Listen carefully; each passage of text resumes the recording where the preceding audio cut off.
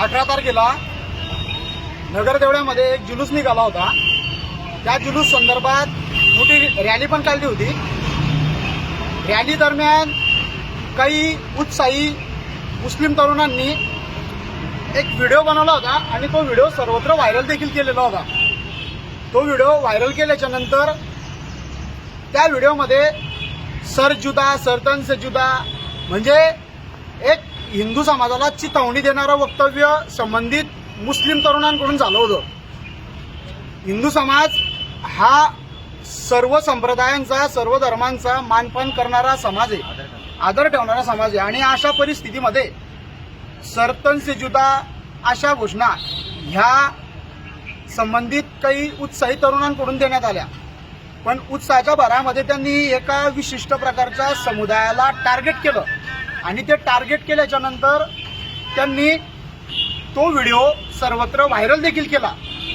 या सगळ्या ठिकाणी जर आपण बघितलं तर पाचोरा पोलिसांची भूमिका ही स्पष्ट अशी पाहिजे होती की त्यांनी त्या पोरांना ताब्यात घेतले तर खरे, पण त्यांच्यावर अद्याप कारवाईने त्यांना फक्त तात्पुरती नोटीस दिली। त्यांच्या वडिलांना बोलवा, तुमच्या वडिलांसमोर त्यांना नोटीस देऊ, नोटीस दिल्याच्या नंतर मग तुम्ही अशा प्रकारचं कृत्य करू नका वगैरे वगैरे वगैरे अशा प्रकारचं पोलिसांनी हे निवेदन द्यायला गेल्यानंतर कळालं।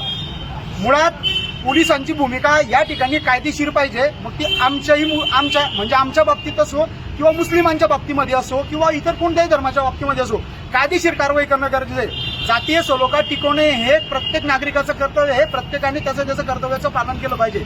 परंतु कायद्याच्या दृष्टिकोनातून जर कधी पाहिलं पोलिसांनी यावर रितसर कारवाई करणे, परंतु पोलिसांची भूमिका म्हणजे संबंधित PI पवार साहेबांची भूमिका ही मला संशयास्पद वाटते।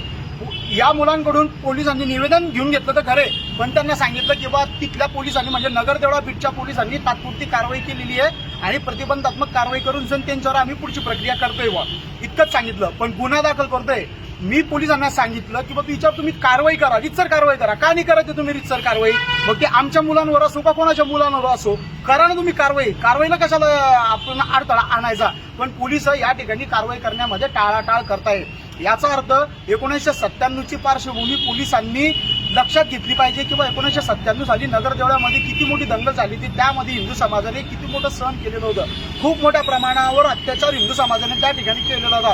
पण आम्ही आजही वसुदैव कुटुंबकमची भूमिका लक्षात ठेवून आम्ही आजही शांततेच्या मार्गाने आम्ही कायदेशीर मार्गाने लढा देतोय। याचा विचार पोलिसांनी करणं गरजेचं आहे। पोलिसांनी या प्रकरणामध्ये गुन्हा दाखल करणेच गरजेचं आहे। या विषयामध्ये पोलिसांनी नवीन कायद्यानुसार 2023च्या सुधारित नवीन कायद्यानुसार पोलिसांनी 299 आणि 302 या